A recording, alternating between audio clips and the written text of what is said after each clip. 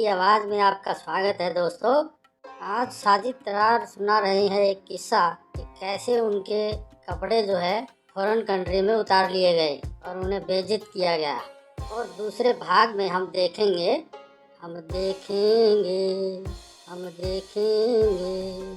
Sorry, मैं इधर उधर निकल जाता हूँ।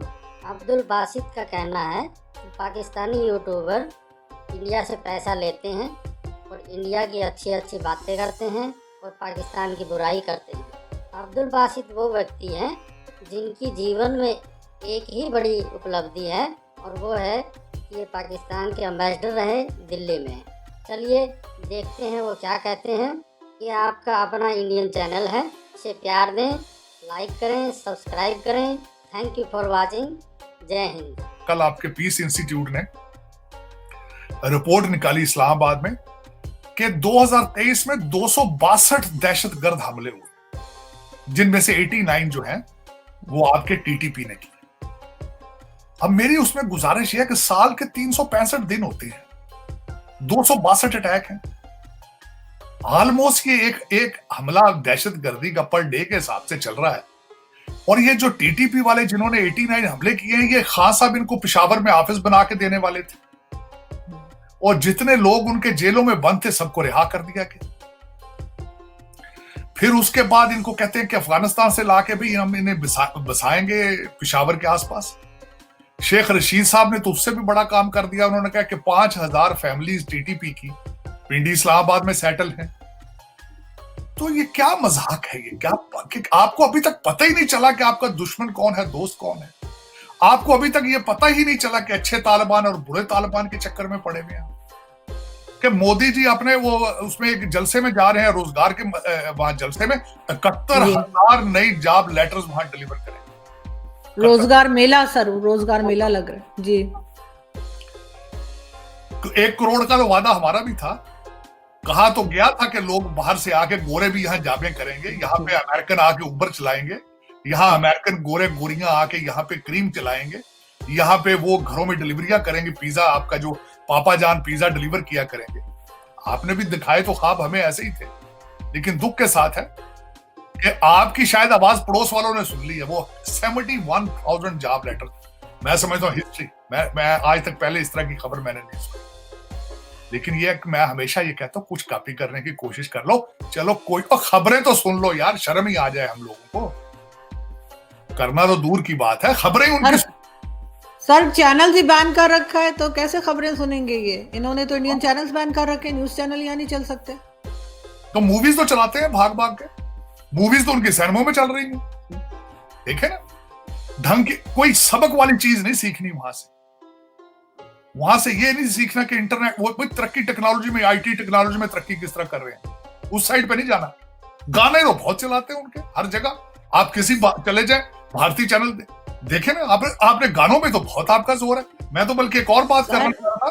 कल एक खबर थी कि दुबई में अंबानी साहब के बच्चे की 28th बर्थडे थी और उसमें 2 हमारे पाकिस्तानियों ने देखे। हमने तरक्की की है कुछ चीजों में, गानों में, नाच गाने। वहां पे आपके आतिफ असलम साहब ने अपनी आवाज का जादू जगाया।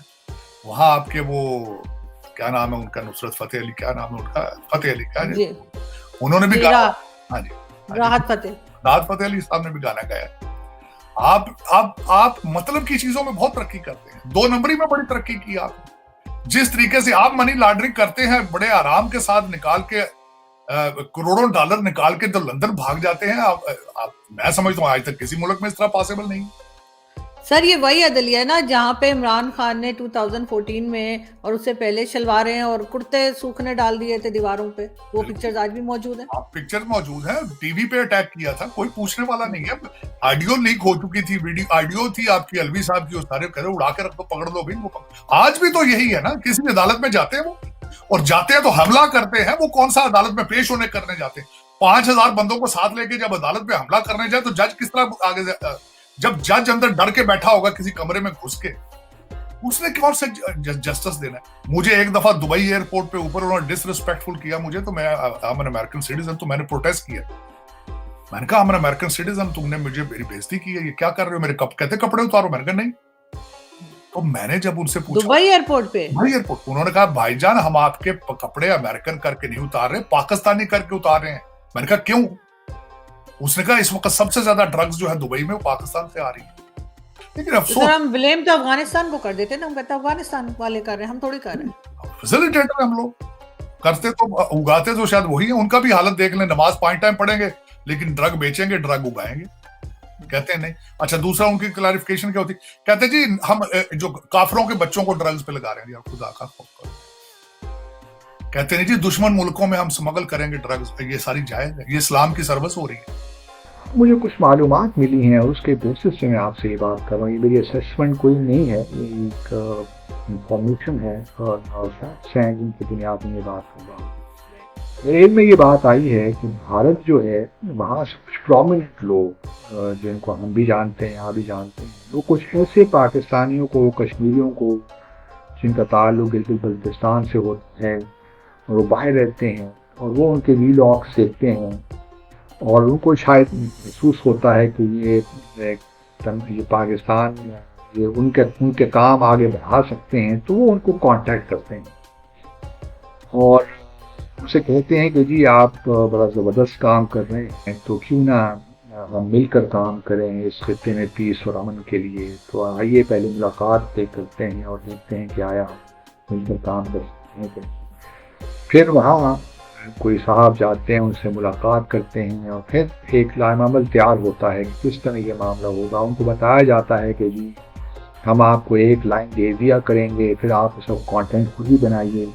हफ्ते के बाद आपको जो है, एक तो हम आपको इंश्योर करेंगे कि आपके जो व्यूज़ हैं वो लाखों में हों और दूसरा ये है कि आपको हर हफ्ते इतनी रकम पहुँच जाया करेगी। अब ऑब्वियसली ये जो थोड़ा बहुत तनकीद बराए तनकीद करते हैं, जो शख्स जो भी ब्लॉगर है वो थोड़ा सा ऑब्वियसली हर कोई चाहता है कि पैसे जल्द से जल्द बन जाएं आज जो हमारे हालात हैं, तो उसमें वो कहते हैं हाँ जी बिल्कुल हम मिलकर काम करते हैं।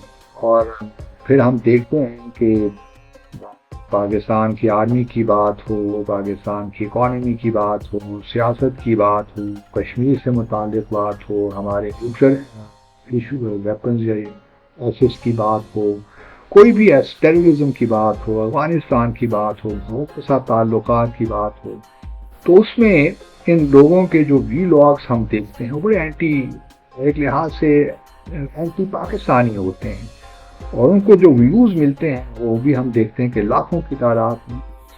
और उनके जब वीलॉग्स हम देखते हैं तो बड़ी परेशानी सी भी होती है कि बात का बंदर बनाकर बात को कहाँ से कहाँ पहुँचा दिया गया है। और भारत को ये सूट करता है क्योंकि जो पाकिस्तानी कोई ऐसी बात करता है, मेरी कश्मीर से मुताल्लिक बात करेगा या फिर बल्तिस्तान का शख्स बल्तिस्तान से मुताल्लिक बात करेगा तो उसको ज़्यादा क्रेडिबिलिटी मिलेगी।